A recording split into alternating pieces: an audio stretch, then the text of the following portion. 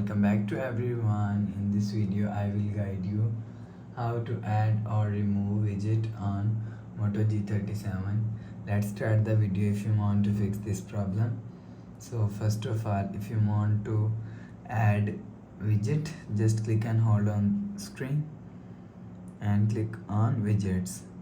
Select widget from here, calendar, Chrome, clock, contacts, and you will see after select clock and you will see select widget from here. After select clock, click on add.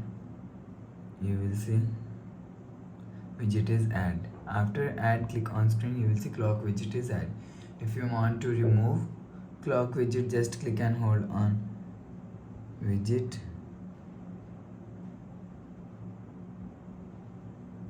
Just click and hold widget and click on, you will see remove. Your widget is removed.